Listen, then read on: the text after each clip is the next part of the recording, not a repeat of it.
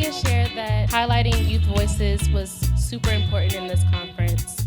A lot of times we lean on our elders and the people that have come before us, and they are the giants in this movement. But as Orieli said, it is important for you to come up the ladder and then look behind you and make sure you bring somebody else with you. And that's really what we wanted to do when we developed the student climate competition this year. I have the honor of introducing Dr. Sakobi Wilson of my alma mater, University of Maryland, College Park. Dr. Sakobi Wilson is a professor with the Department of Global Environmental and Occupational Health and Department of Epidemiology and Biostatistics in the University of Maryland, College Park School of Public Health, where directs the Health, Environmental, and Economic Justice, the EJ Lab. Dr. Wilson has over 20 years of experience as environmental health scientist in the area of exposure science, environmental justice, environmental health, disparities, community-based participatory research, water quality analysis, air pollution studies, built environment, industrial animal production, climate change, community resiliency, and sustainability. He works primarily in partnership with community-based organizations to study and address environmental justice and health issues and translate research to action. Dr. Sakobi Wilson will have the honor of also welcoming the next generation of climate leaders from the student climate competition, our top 3 finalists, and our panel moderator, Dr. Carlton Waterhouse.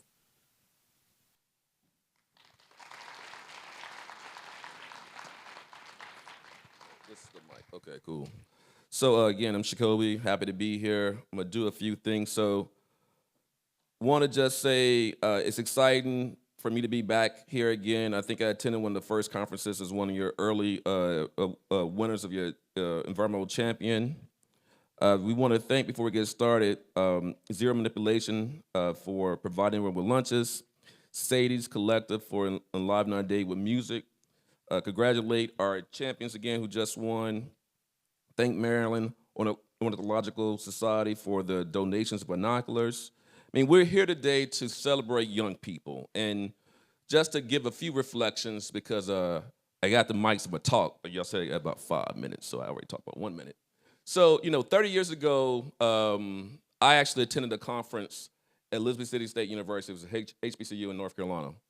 And at that conference, I met Reverend Dr. Benjamin Chavis. Y'all should know that name. And I also met Dr. Robert Bullard. And as a young person who attended Alabama A&M University, HB, say the rest. Y'all gotta say that better. HB, A&M, I attended A&M, and I had a chance to meet these icons of the EJ movement. So what I wanna say to y'all today, there's nothing wrong with being black. We're at the Taking Nature Black Conference. And you think about environmental justice, we're talking about how we combat racism. And right now in this country, we're experiencing racism. We are experiencing oppression. We are experiencing otherizing and invisibilizing of people who look like me, who look like each of you in this room. What are we gonna do, right? What are we gonna do? How can we bring our passion to this space, right? As a young person at A&M, I did research on bacteria that could decontaminate rivers and streams. Bacillus licheniformis. I was part of the MARC MBRS program. I was a Udall scholar. I was a Thurgood Marshall scholar. I wouldn't be here today without mentors of black faculty who've passed, y'all. Who've passed. And so I want to say, as someone who's in the space now to provide leadership, not just at University of Maryland College Park, but also with SIEGE, Inc., that's the Center for Engagement, Environmental Health. We want to make sure young people who are in this space have a chance to show their passion, to use their voices, to have impact. In the same way my mentors, Dr. Marjorie Campbell did, Dr. Rather Brown did at A&M, also folks like Dr. Bullard, who's still a mentor of mine, and others during my time as a grad student at UNC. But again, I wouldn't be here today without my experiences at the HBCU. I wouldn't be here today without the investments of my mentors in me as a young person. as someone who came from a community with a sewage treatment plant, as someone who came from a community with a major highway, as someone who came from a community with a landfill. You got to know your why, young people. You're in this because you have a why. You want to have impact. And hopefully today, yesterday, as you move forward this conference, you were inspired to continue on your pathways to change. But for this competition, we really want to talk about those artists who really are harnessing the power of art for social change. So the participants have to answer the question, what does resilience and reclaiming the environment look like in the Black community? So as part of Nature Forward's Taking Nature Black Conference, students were invited from HBCUs and other institutions of higher education to use their artistic talents and imaginations to bring attention to environmental challenges faced by the Black community. Use personal experiences, history, and unique perspectives, and do either infographic or poster submission to show their art, to discuss again, what does resilience and reclaiming the environment look like in the Black community? And one last plug, this is a very important event.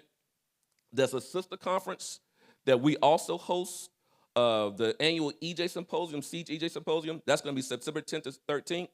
We have a similar theme, talking about reclamation, resilience, and also restoration. Oh, resistance, resilience, and restoration. And so if you want to attend that conference, please do so. Go online to Siege Center to learn more about it. But I want to now introduce our moderator for this great session. He's a friend and colleague. Dr. Carlton Waterhouse is an international expert on environmental law and environmental justice, as well as reparations and redress for historic injustices. He recently testified on the importance of reparations for African Americans before the Inter-American Commission on Human Rights of the Organization of American States. He's a Fulbright research scholar and is on a board member of the Environmental Law Institute. Professor Waterhouse is a graduate of Penn State, where he studied engineering and the ethics of technology before deciding to study law. He's also a graduate of the Howard University School of Law. While in law school, he served as an intern with the Lawyers Committee for Civil Rights under law in the United States Environmental Protection Agency. After completing law school, he began his career as an attorney with the EPA. And later, he did a lot of work with Title VI of the Civil Rights Act of 1964. Additionally, Carlton led one of the offices at the US EPA. As an interdisciplinary scholar, he examines civil rights and human rights issues in his scholarship and service. He actively participates in national and local organizations protecting civil rights, and formerly served as an advisor to the United States Commission on Civil Rights. Let's please welcome our moderator for this great session to talk about our youth's work, Dr. Carlton Waterhouse.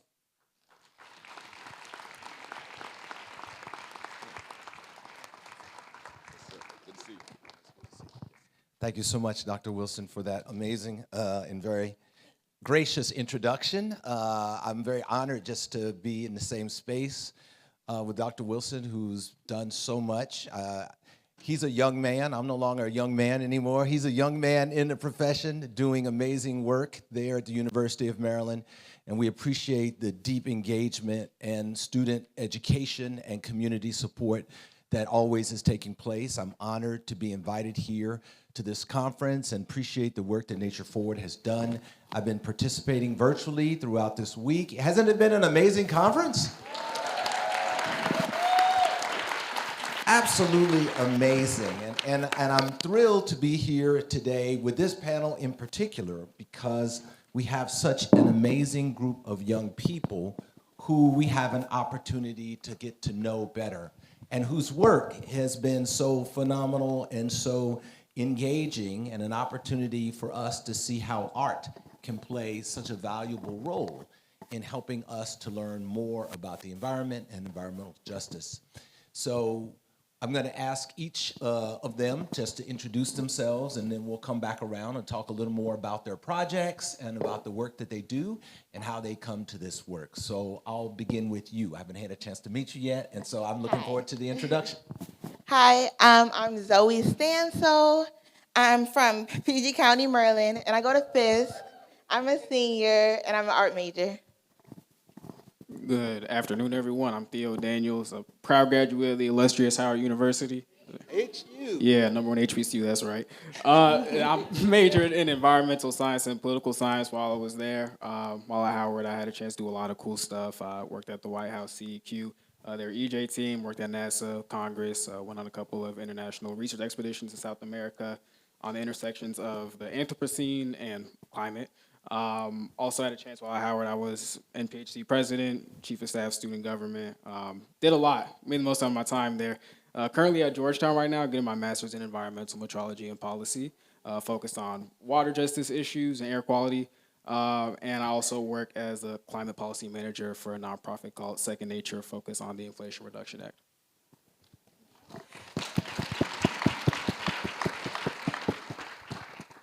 Hi, my name is Simone Couther. I am a Norfolk State University senior.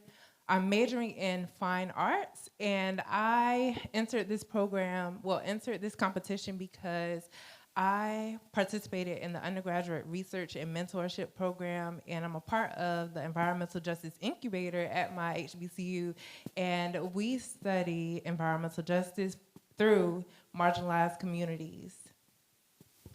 Excellent. Let's give a round of applause for all of our students.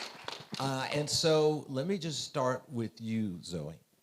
In terms of your work at Fisk, how is it that you came to your project? And tell us a little more about your project while you're at it. So in terms of my work at Fisk, my project really started with my social justice classes I took at Fisk. I went to a ceremony about the stadium in Nashville was built over top of Native American burial grounds, and I learned a lot about our connection to nature and how nature can be used to uplift people and how nature can be used to harm people. And I just thought a lot about it. And then I started doing more research, and in my documentary class, I decided to focus on that. And I just wanted to focus on how marginalized communities can use their voice to protect nature and to protect themselves. So it was a great learning experience. It was a lot of fun. And before you went to Fisk, did you have any knowledge or awareness of the environment or environmental justice, or was that something really that was birthed during your time in school? It was something I always thought about because I'm always just reading articles online. Because I remember one of the stories I talked about in my documentary was Micaiah and how her skin was peeling off and she had all these health issues because of the air pollution. I remember I had seen that and it really touched me and I was really shocked by it. And then I was reading about air pollution in Ohio. So just over the years, I kept thinking back to those different stories I had read about. So when I did a documentary, I wanted to definitely do it on environmental racism. Excellent. Thank you so much. And Theo, tell me likewise, how is it that you kind of came to this work, and how does that relate to the project that you did? Tell us a little bit about your project. Definitely. So this was actually my first time picking up a camera, but it was a wonderful, wonderful experience. I had always wanted to dive more into the creative arts or aspects of myself. I always love watching the Oscars, and my mom, she's a film critic, so it was just kind of wanted to try to explore something new.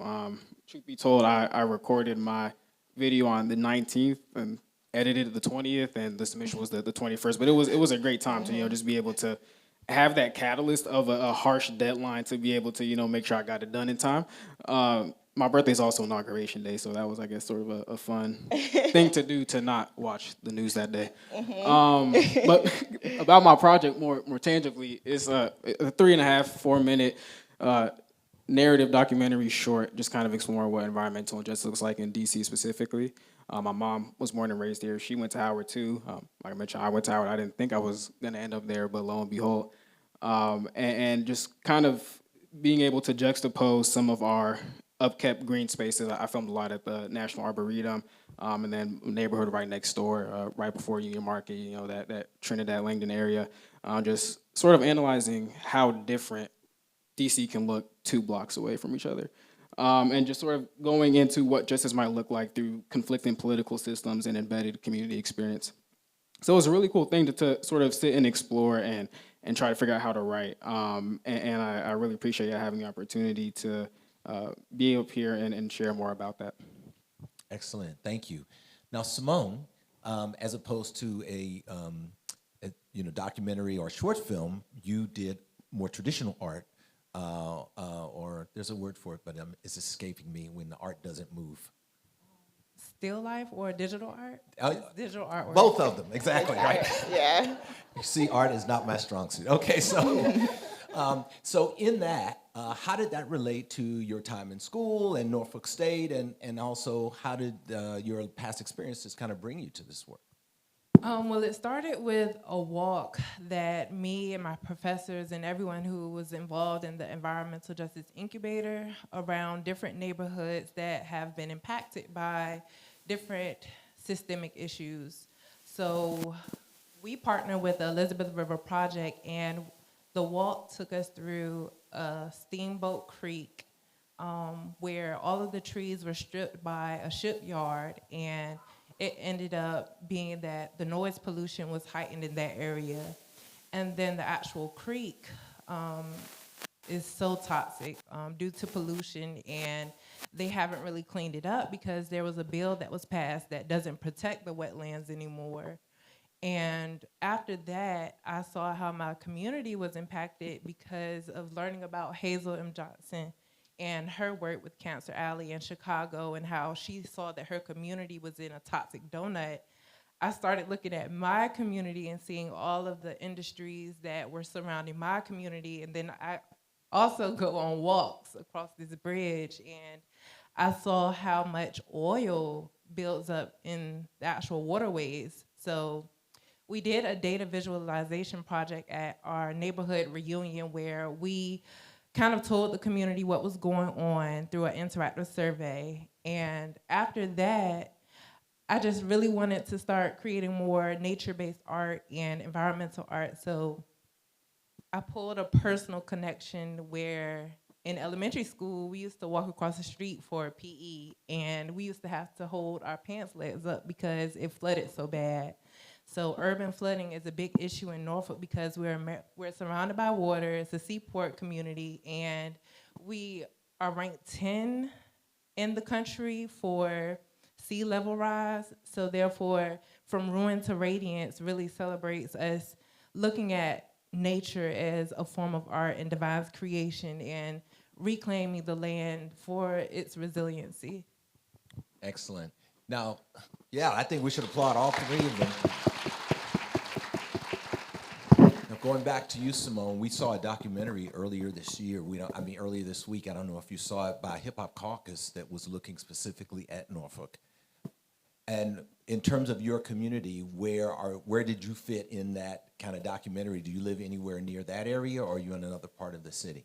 I live directly in that area. So Okay. I saw underwater projects, and our mayor kind of like in their boots on the ground, searching for answers and solutions from organizations like the Elizabeth River Project and Wetlands Watch and Chesapeake Bay Foundation, Save the Bay. And it really made me see how important it is to be in the room. Even if you're not a big corporation, it still makes a difference when you go to these actual conferences and learn what's going on and tell everyone else around you, because then they can be a part of the solution as well. And that's why the middle portion of my triptych is a rain barrel. And there's a program called Retain Your Rain in our community where if half of Norfolk was able to install a rain barrel, then we would save 150 million gallons of water.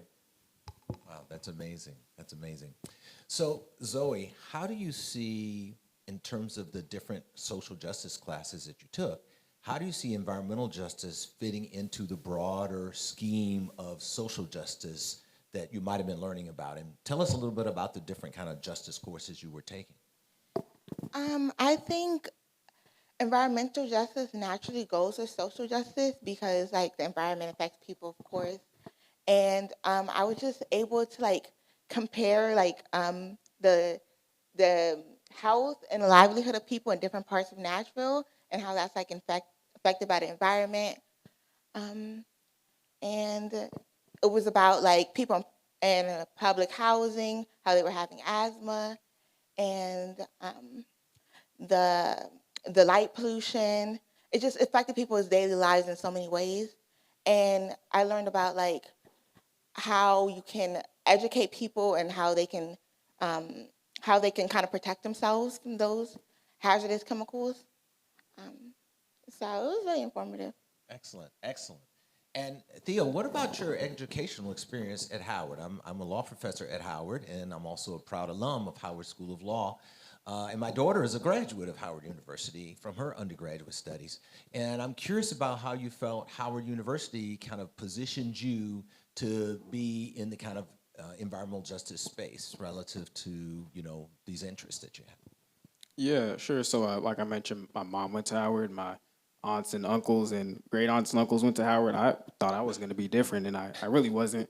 But I loved it there. I think really Howard is one of the most unique experiences that both Black culture and higher education has to offer, whether it's for faculty, student, staff, or administrators. And I think that really comes to a head in the fact that there's a sense of healthy competition, right? Everybody wants to succeed and watch others succeed, right? So in addition to, clapping for others when it was their turn to, have their successes, get their opportunities, internship, job offers, I was also equally invested in watching other people's journeys, peer mentors, near mentors, and wondering how I can mirror their steps with opportunities that I've had the chance to do. And you walk out of it, obviously, at the end of 3, 4, 5 years, however long it may take, just feeling a new version of yourself, right? Just a new sense of who you are and how to affect change in the world. I'm originally from Indiana. Couldn't be more different than DC. Oh, really?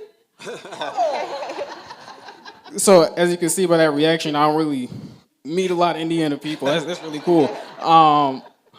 No, but yeah, it's a different world, So where I grew up around cornfields and whatnot, and when I got to Howard, my first experience was first my freshman year was virtual because of COVID, so that was a little tough. But when I did get to campus, my whole mantra was leaving no stone unturned to do everything I could to look back on my experience and just feel like I had the most fun, grew the most, and just did everything that I wanted to with no regrets because you only get to go to undergrad once.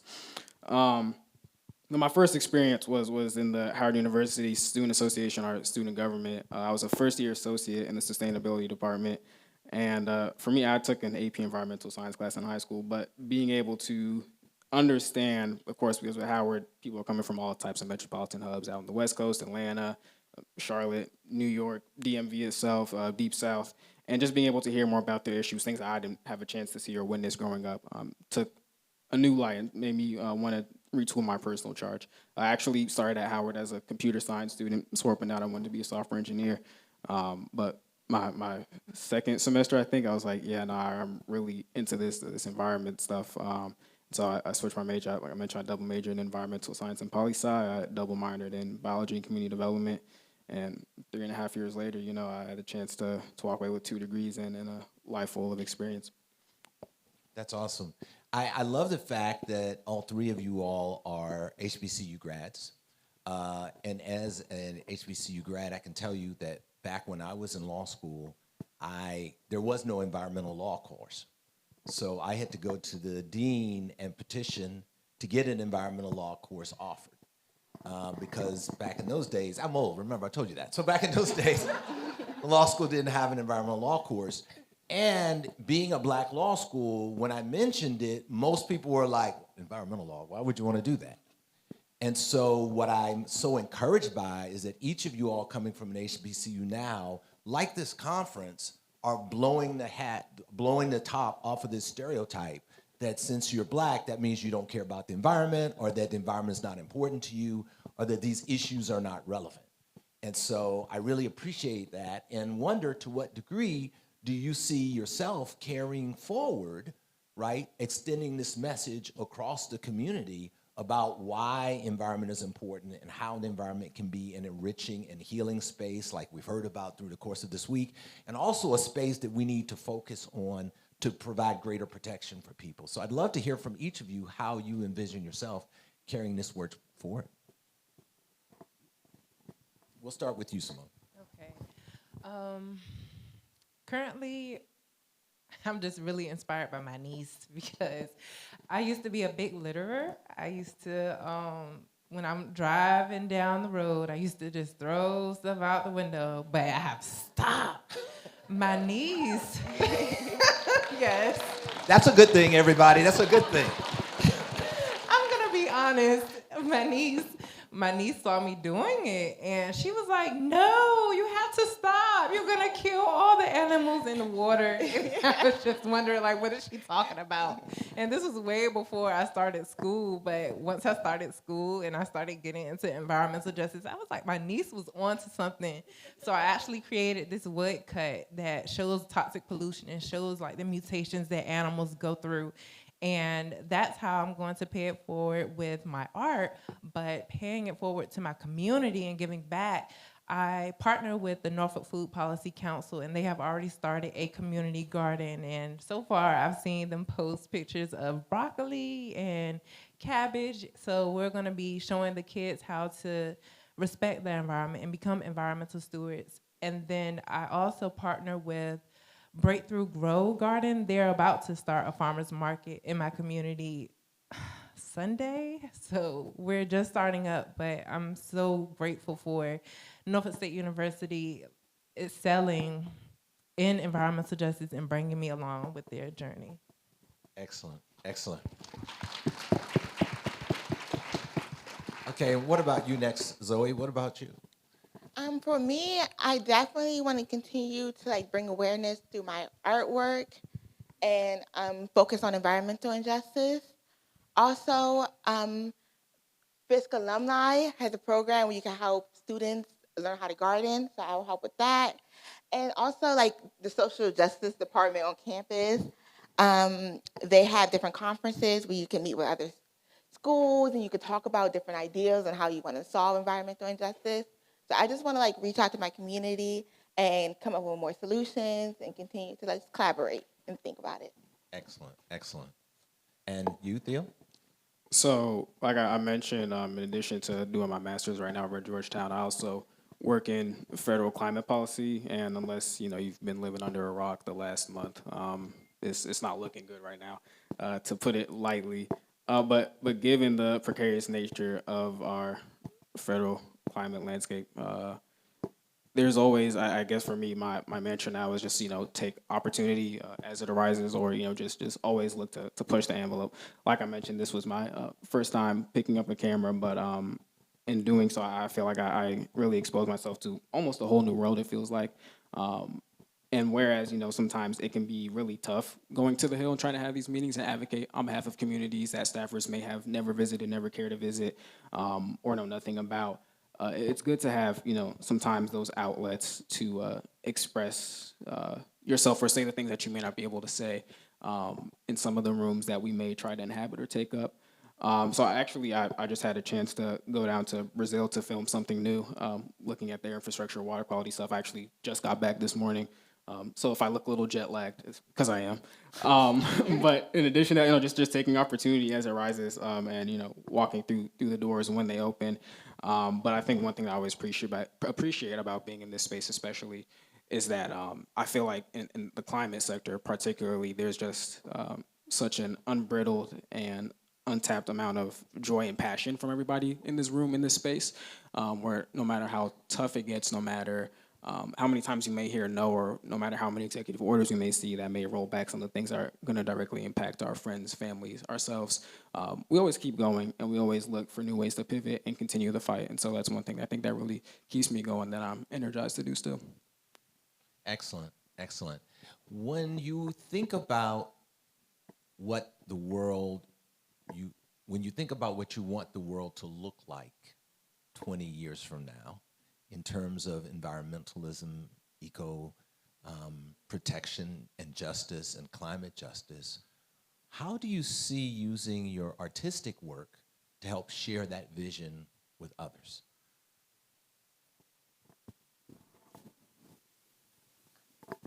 I think for me, I'm going to explain it with 3 words: hope, love, and joy. I feel like nature is so beautiful, and for art, you can reimagine, you can re-envision what the world looks like, and I just love the color play. Like right now, I have on all these colors because that's what I see with pop art and all of the art movements that we study in school. And what I see when I walk out the door is the blue skies, the green grass, the beautiful flowers, and that's what I hope that we can continue to see, even though the climate is changing. And it takes a village. It takes a village to know what's going on and to propel that vision. And I think it starts with nature, putting nature first. Excellent, excellent. And what about you, Theo? Well, I think that now more than ever, the importance of communication efforts and storytelling cannot really be overstated. It seems like we're faced with a lot of different questions and fewer answers. I think, especially as someone that's trained as a scientist and policymaker, just now getting into the art space, obviously understanding that that's a really crucial medium that can help us conceptualize and make sense of what's going on in our world. Because sometimes, as someone that, like I mentioned, has to go have these meetings with congressional offices, federal agencies and stuff, to sit there and think about, well, how do you quantify injustice in a 30-minute meeting?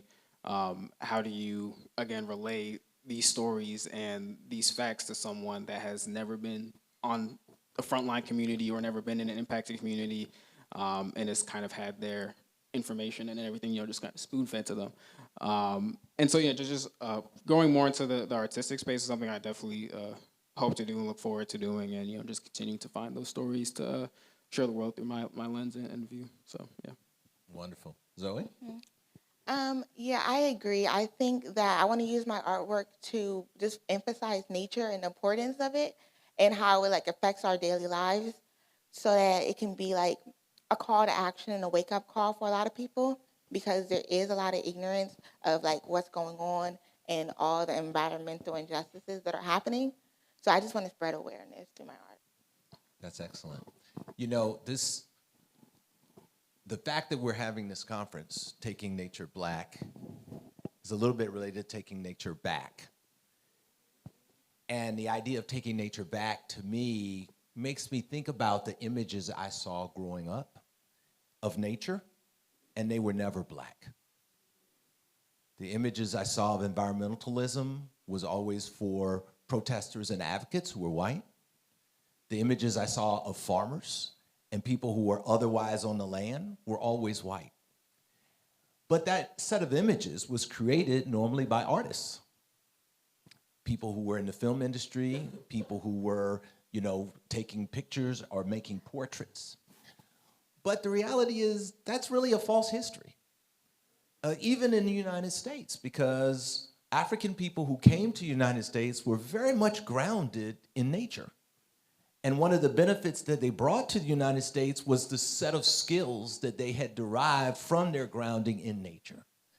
And so a natural connection to the environment was what the enslavers who brought Africans here were looking for, because they were competent and capable, right? And so the fact that African and African-descended people in the United States are somehow alienated from nature as seeming culturally appropriate is because the truth has been stood upside down. It's on its head, right? And the fact that it's standing on its head means somebody has to put it on its feet, right?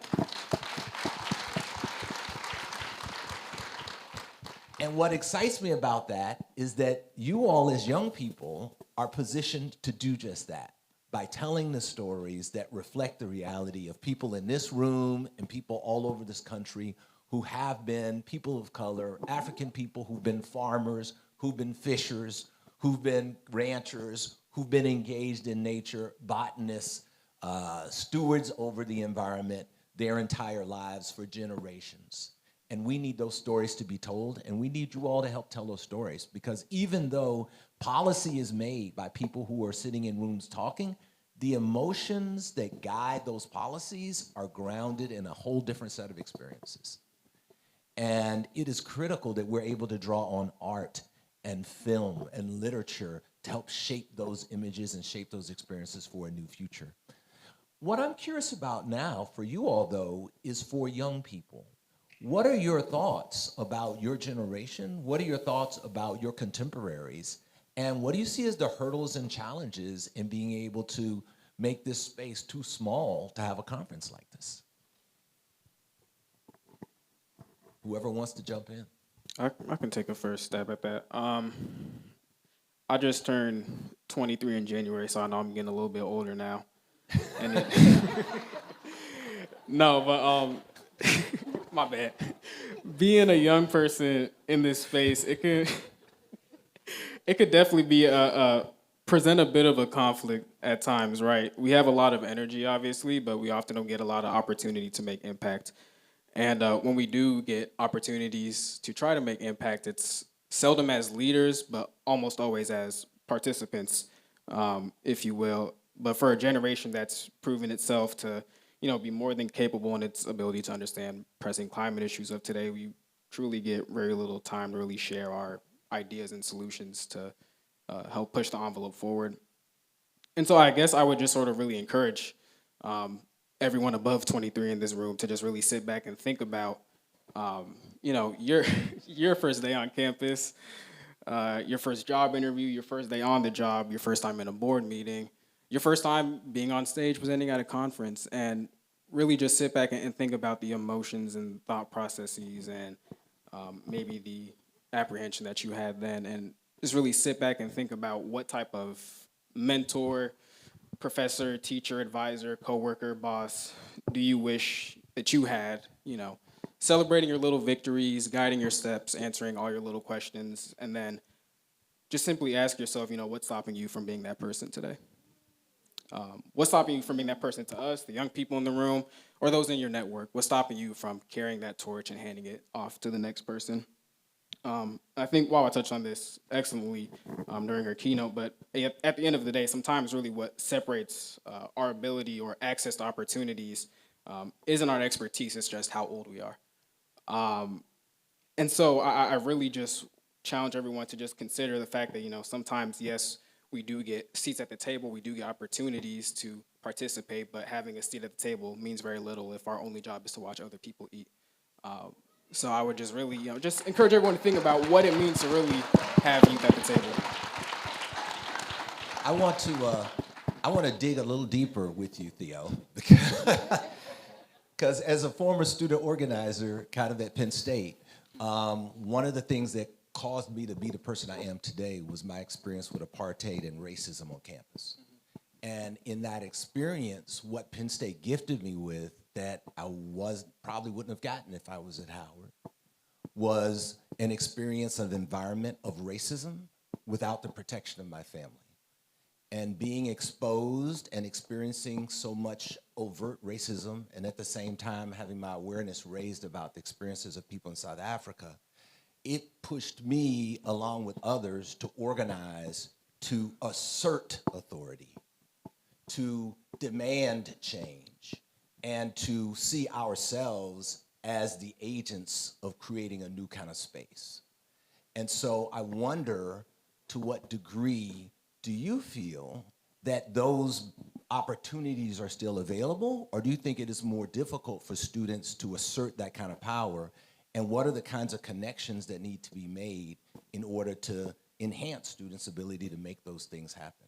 Because in my view, if I study the history of the environmental movement, the history of the civil rights movement, the history of so many movements for at least liberation, those movements are not only grounded in old people like me, they're grounded in young people like you all who are willing to break rules and to break culture and to assert what needs to happen to provide leadership and guidance. Yeah, no, that's some great insight. And I mean, as I'm sure you know, Howard is a hotbed for protesters and agitators alike, and definitely had the opportunity to see a lot of that and also see some really tangible solutions implemented from some of those events. But I guess, getting back to your question, I think something that can definitely be a bit of a challenge, again, speaking candidly as a young person, especially when it comes to trying to break into environmental justice, climate sectors, when it comes to getting opportunities. I'm not sure when the last time some of you guys applied for jobs was, but it's a little tough right now. to push it a little further, especially when those entry level salaries are staying the same, but inflation is pushing a lot of things to be a little bit more inaccessible for some people that might be trying to enter the world for the first time at 21, 22, 23. But at the end of the day, I think another key component of that is also trying to be in this space. I think I've been working professionally now for almost a year and a half, which for me, I feel like I've grown leaps and bounds from who I was when I first graduated, but also, just understanding, like you mentioned, Penn State gave you opportunities to do things, Howard gave me opportunities to do things. I go to Georgetown right now for my master's, and obviously, despite it being in the same city, it's leaps and bounds different from being at Howard. Just taking a shallow history deep dive, Georgetown had a 75-year head start, I want to say, from when Howard was founded. But the idea of Georgetown dates back to the 1600s. So again, how do we consider these things when it comes to equal access opportunity, and how do we consider these things when it comes to, I think, just sort of, especially in a space like DC, how we are able to put ourselves forward. Even taking a step further, Georgetown almost folded in the mid-1800s, but to keep themselves out of financial ruin, they sold almost 300 slaves. Not a lot of people know that. That was all before Howard was even a thought, right? This was still before the Emancipation Proclamation, so many other things that have slowly but surely given us the chance to even say environmental injustice out loud. I think a really powerful thing for me was being able to work in the White House on the CEQ team. I worked on Justice 40, the implementation of the EJ scorecard. And so my job there as an intern was to sit there and quite literally read through every single public comment that people had provided across the nation. And then my task was to sit there and compartmentalize and fit them all into certain boxes. But it's really hard, like I mentioned, to fit people's stories into boxes. But at the end of the day, we each do have a story, and I think for me a really big part of that in being able to seek opportunities, and I think something I would also encourage everyone out here to think about as well is not shutting the door behind you when you walk through it.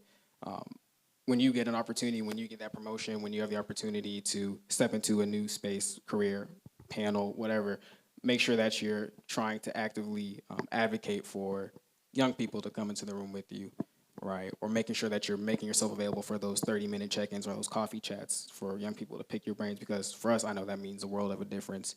And having that access to people who have made it is definitely a very powerful motivator for us to keep going and to feel like this space is something that we're shut out of, but something that we're openly welcome into with open arms. Excellent, thank you. Zoe, what do you feel like in terms of your support group and space in terms of peers, mentors, and others where you are at Fisk? Do you feel like that's really a rich and supportive environment, or are there things that need to kind of improve to make it a better, effective, eco-friendly space? When it comes to Fisk, when it comes to professors and mentors, they've really helped build me and nurture me so that I could get into environmental injustice and realize that I have a voice and that I have power. And I just wish more young people understood that and knew that they can make a difference if we all put our efforts together. So I think there's that definitely a good community, and that we all care and want to make a difference. But I wish there was more of it, and we realized our strength more. Okay, excellent. Thank you. Simone, what would you say to that question about Norfolk State? Norfolk State University, their finance program is really big on community engagement. Like I was stating earlier, we had a data visualization project at our community reunion. And some of the questions were related to environmental justice. Some of the questions were related to food insecurity. And as they answered these questions, more people came up because it wasn't like a normal survey when you ask questions and that's it. We asked questions, they would get a sticker for the response to their question. If they answered yes to an environmental question, they would get a fish that they put inside of the water. If they answered no, they would get a toxic pollutant like carbon dioxide, methane, or nitrogen, or a tree stump, and they would place that into the water. So they saw their impact and how toxic pollution affects the environment that it's in. And I would say that another project that we had included us going into Diggstown in Norfolk, Virginia, and working with Gear Recovery, a organization that focuses on families that have suffered from substance abuse.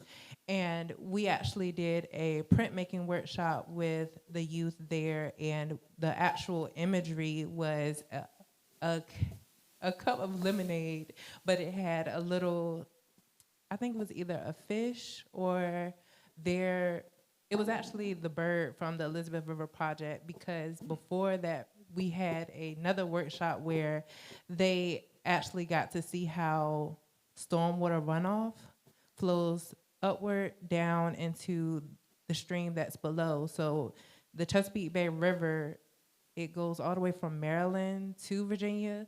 So they actually had sediments that they poured onto paper that was supposed to represent their community. And once they sprayed water onto the paper, it showed how sediment flows downward and how everything that they throw on the ground, all of the trash, it leads to the next community. And that's how we impact the youth. We show them the problem, the solutions, which is don't litter. If you have a dog, please use a bag. It's just the simple things, but they have fun and then they learn something at the same time. Excellent, excellent.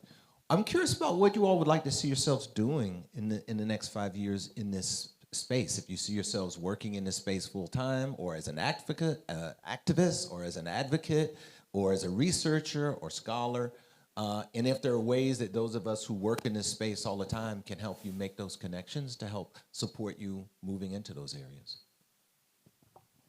For me, it's really about educating people, because after graduation, I'm going to work in museums, and I'm going to do a lot of community outreach and spread awareness more. So I want to make a difference when it comes to lessening the public's ignorance on environmental injustice. Excellent, excellent. Simone, were you going to say something? I am a graphic designer / visual artist, so I see myself working with organizations that support green initiatives, creating brand strategies for them, and also visual art that relates to environmental justice. Excellent. And you, Theo?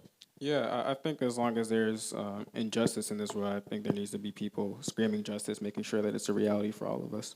I think it's really that simple. A large part of my personal definition for environmental justice revolves around education, right? So making sure people know what's happening to them, making sure that they know the tools and resources available to them to be able to advocate on their behalf, platforming the voices that matter. So as long as there's space to do that, that's pretty sure where I'll be. Excellent, excellent. Now, do we have clips that we can show of the art and of the documentaries so everybody can have a chance to see your projects? Bear with us as we're working through some technical issues. While they're getting that queued up, I'll ask that somebody just let me know once they have it queued up. In the meantime, I do want to go to a bigger question about our current challenges. So in the last, 6 weeks or so, there's been a drastic change that has happened in the federal government with the start of the new Trump administration and the decision to disallow or to reject a number of projects and grants that had been established beforehand, and to reject any DEIA activities or programs. And along with that, the administration has targeted environmental justice as a DEIA program rather than as a health and environmental equity program, an environmental protection program. And so those decisions pose real threats for the future of this movement. However, this movement didn't start with the federal government. This movement didn't start with the state government. This movement started with activists and advocates on the ground getting together to pool their power and protest against injustices. So nothing in the White House could stop this movement. There's nothing that can happen to stop this movement. So I'm not worried about that, because the power is in the people. And the people united will never be defeated, right? We know that. But I'm curious about you all and what kind of conversations folks that your friends and people on social media are having about this administration and what it means for your engagement and your activism in this space. A lot of my friends are gardeners like myself, so we're always thinking about the land and how we can nurture it ourselves. So, I mean, it's a lot of organizations really that really have strong opinions about the environment. So, as long as there's a village around, I think that we will be okay. Amen. Yeah, go ahead. Yeah, I think with each generation, right, there's posed problems that we may face, and with each successive generation after that, there are solutions. And I think something that's really key in the digital age, especially, is the dissuasion or combating dis and misinformation, spreading like wildfire, especially, when you have things like the shade room. I don't know if y'all are familiar with that, but no, but I think also on the diversity front, it's important to consider what diversity truly is, and I think that's something that has revolved in a lot of the conversations I've had. Especially a portion of my work revolves around working with higher education institutions on implementing climate solutions, and a lot of them are scared about how to correctly implement DEI or things of that nature. And so I've been asked a bunch, how do I feel about, the anti-diversity mandate? And I think for me, it always keys back to the fact that, diversity isn't. Okay.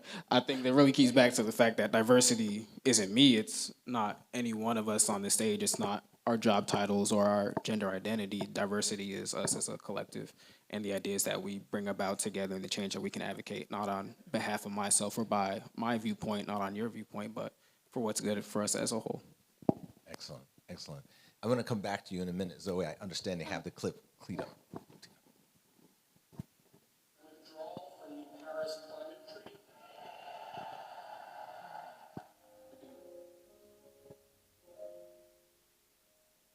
Sometimes injustice prevails. And that's when resilience must take the shape of infiltrating spaces and zones designed and reinforced to keep us out. Instead, we must show gratitude to the communities that raise us and confront the systems that bind us.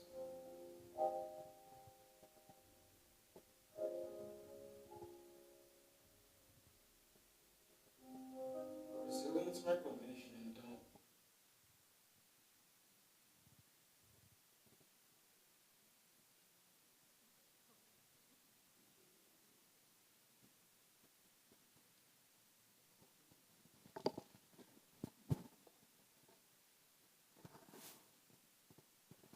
But continue to pollute their community.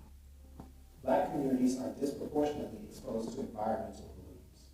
That's a perfect type of hospitalization rates. That African American children were disproportionately affected by asthma, especially those living in public housing.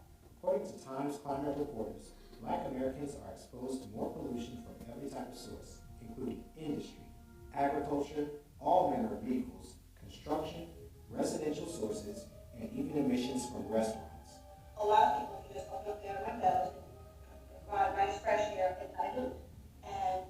But in these environmental justice communities, you can't do that because the air quality outside is pretty poor. And so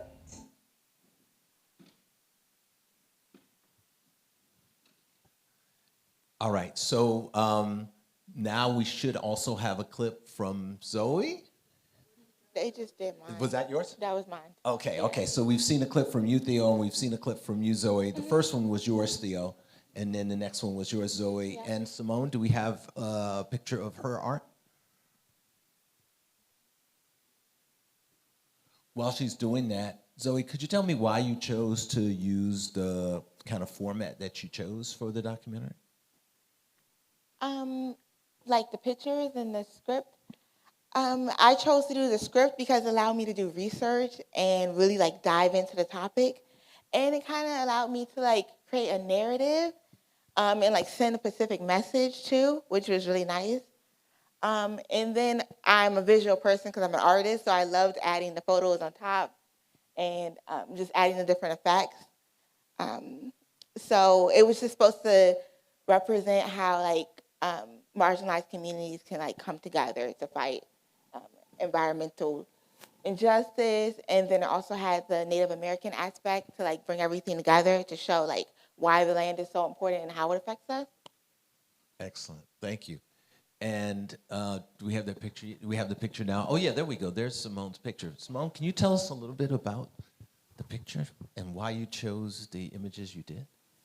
So I actually went and took personal photos of the area. That's actually my elementary school, St. Helena Elementary in Norfolk, Virginia. So the first picture in the triptych is actually the one where the water is just completely covering our parking lot. And then the second picture is the rain barrel, which was inspired by Andy Warhol. He was known for repeating elements to kind of create this mnemonic device where people would see this image and then think of this natural solution to urban flooding. And then the third image is the radiance that comes from a natural environment and creating these blue-green spaces that represent resilience. Excellent.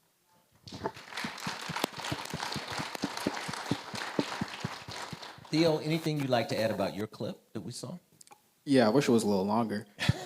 No, I'm just playing. No, I think, like I mentioned earlier, I think for me, really, the key point was just sort of to highlight the stark contrast between the haves and the have-nots in the nation's capital, which personally to me feel very crazy that I can go into a place like the Capitol building and all of its glitz and glamour and glory, and then go 5 minutes away by car or by foot and see a completely different reality. And you can pull up so many different facts and statistics about how disenfranchised some of DC's neighborhoods are, especially in Ward 7 and 8, whether it's air pollution, the lead crisis back in the 2000s, the way that the city has struggled with public trust between public officials and citizens, and just really highlighting what should change, what could change, and just sort of really trying to go a little bit deeper into really just what's the holdup in that. Excellent.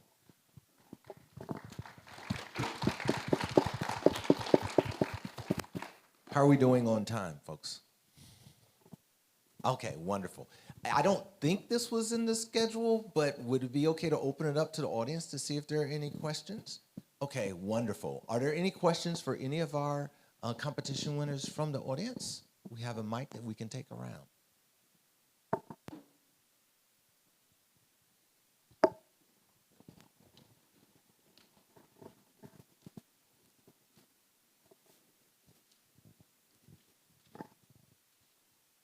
My name is Javonso Thomas Vedette, and my question is, how did you feel when President-elect Donald Trump was elected?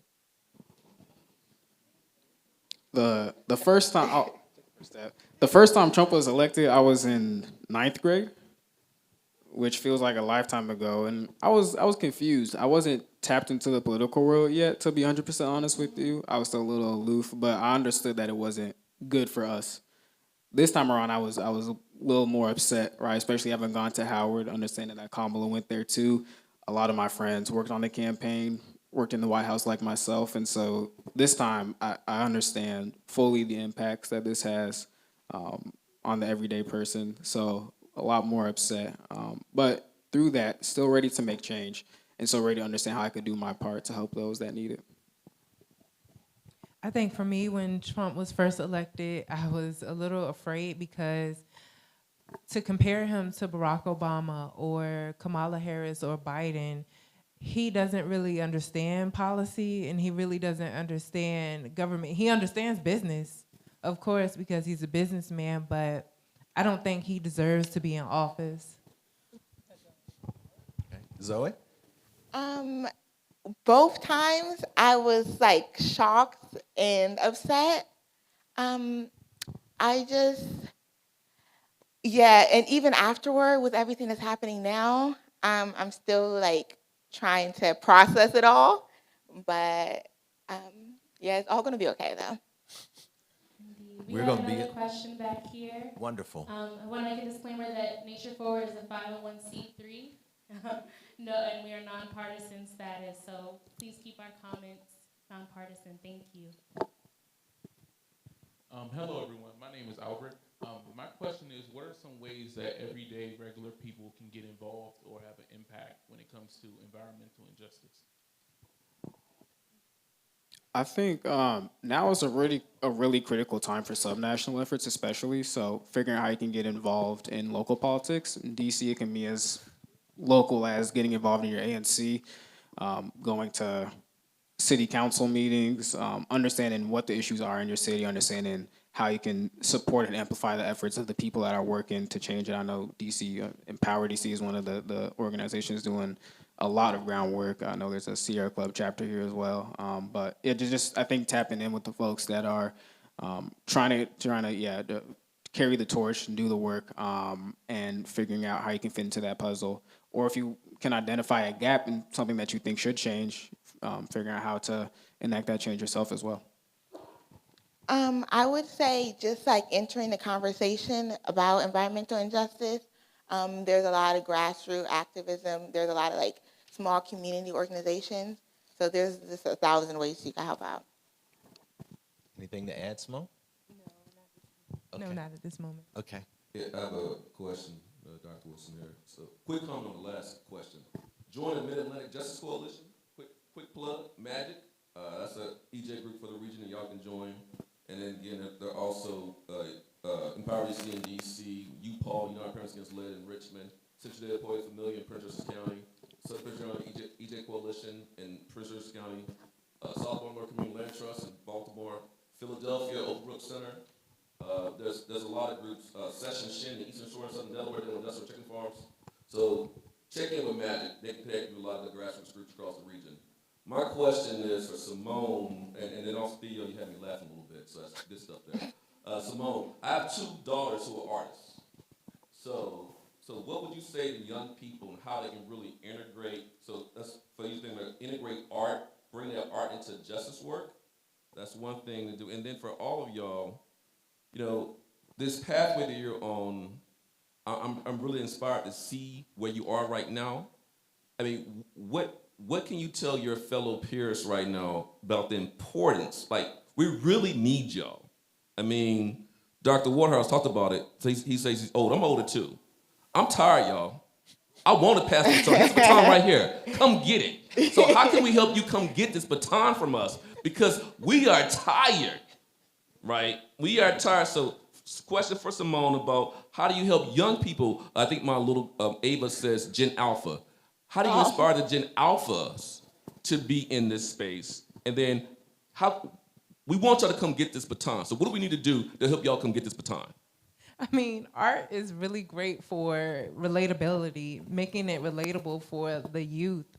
And I think in order for them to choose this path in environmental justice, I mean, you just really have to take them to the conferences, take them to the actual organizations that's doing the work. Like the Elizabeth River Project, they have a learning barge where students can go there and learn about different maritime industries and how they are impacted when toxic pollution enters our waterways. So I think you have to expose them to it. Without the exposure, they won't know what's out there. So you have to expose them. And then to get my peers into this, I believe that universities and your education, it starts there. So getting all of the school systems to incorporate more, maybe environmental justice classes, that would kind of spearhead some students wanting to be more involved in the sciences and STEM.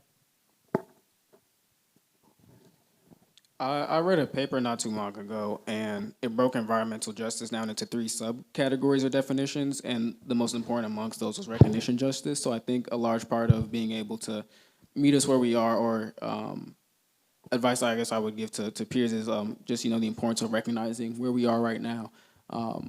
for example, I think one thing I love doing when I'm at convenings like this, or I have a chance to speak, I always love to look out into the crowd and just see the makeup of who I'm talking to. And one thing that's always consistent, one, is that Black women are really doing a lot of the heavy lifting these days. So definitely just want to also give y'all flowers first.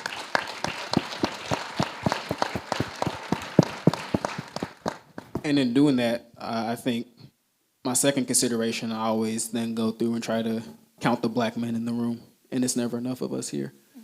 No, I don't say that to be fun. I'm being serious. I don't think that there's enough Black men in this space, and I think that can really be challenging. I say that as someone that's growing into this space.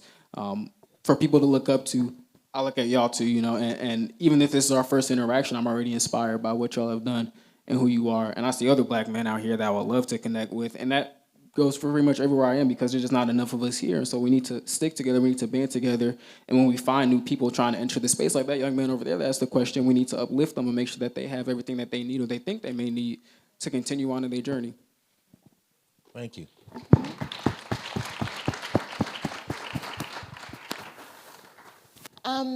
When it comes to introducing children to environmental justice, that's like my main goal, because I want to be a museum educator working with schools.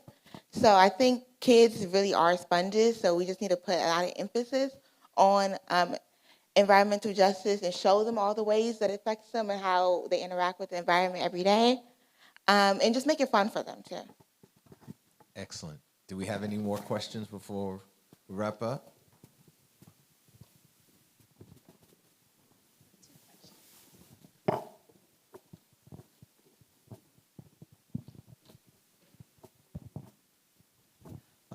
Hello. So I was interested in hearing your opinion on the fact that art as a medium can be used to express, like someone mentioned earlier, like the beauty of nature, but also the unfortunate reality of how a lot of our communities are suffering. So I wanted to know, how do you personally find that balance in your art, and how did you try to find that balance in your submission? I can take a first stab at that, but I'll defer to the better artist up here after. Like I mentioned, I'm classically trained as a scientist and policymaker first, so this idea of expressing myself through artistic endeavors in a tangible way that I can share with others is still something that's pretty new to me. But I think at the end of the day, it feels very validating to be able to put something together like that and feel like I told a comprehensive story. Right, and at the end of that, I'm still working on skills that are important to me, like I mentioned, communication, storytelling. I'm, like Zoe mentioned, getting to do some deep research on some really interesting topics and finding new ways to generate conversation outside of just maybe sharing a fact sheet or just trying to have a simple policy-oriented meeting. So I think that's really a powerful tool for me. For me, I would say I just tried to show reality, which is like some of these tragedies that are happening. And then I try to show why it was so important and why nature is so important to us. But I want to do more artwork that shows the different sides of like the beauty in the world and beauty in nature too. So I think that's why it's important to have like several voices and just to continue to make more things. I would say as an art medium, trying to find that balance is kind of tough sometimes. I mean, you do want to show the gruesome side, the ugly side, but you also want to show the beauty. And just like the Truth Be Told show, like it needs to be told. So it's all self-expression. Excellent. Is there another hand? I think that's all for, oh.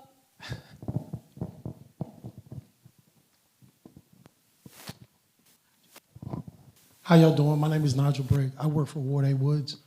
We essentially are representing the men.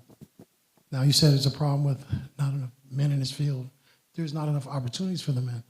This group right here is responsible for 270,000 pounds of trash a year, 6,000 tires removed from Ward A alone, over 4,000 invasive species removed. We work a 5-hour day from 9 to 2, and we do it. We have hundreds of applications. If we have more opportunities, the men will show up. And that's the bottom line. So we are here. We just need opportunities. God bless. Amen. So as we wrap up, I just want to give each of you an opportunity to see if there's anything else you want to express or share about this event, this competition, or about your experience at the conference. Really want to thank Nature Forward for giving us this opportunity, for being a part of the community and just building community. No, likewise, just thanks again, Nature Forward, for facilitating this amazing event that y'all are going on today, yesterday, day before. And just definitely excited to see how each one of y'all carry the torch and being invested in your personal journeys to continue to pursue environmental justice. Yeah, I wanted to thank Nature Forward too. This has been a wonderful experience, and I'm so inspired by everyone here. Well, I'm inspired by each of you all. Isn't this a phenomenal group of young people?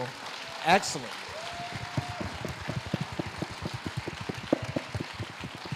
Thank you for your submissions. Thank you for competing. Thank you for dedicating your lives to this work. And thank you for sharing your talents and gifts and continuing to bring us all forward. Thank you very much. Yes, let's continue to give them a round of applause. This was the first ever student climate competition. So thank you for being a part of it. Thank you for your submissions.